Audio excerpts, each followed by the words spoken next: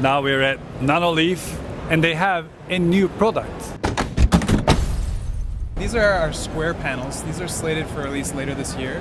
There's a couple of differences. We've got the optics edge to edge. As you can see, there's many more panels. Our original system supported only 30. These ones support up to 1,000, so you can get much larger displays. They are actually touch sensitive as well. So you can see over here, this is just one example of how touch could be implemented. But so each panel has a touch sensor. The ones up top as well, it's just their prototype and it's a little flaky. And we have the remote. I think that the remote is new as well. That's right, the remote is new.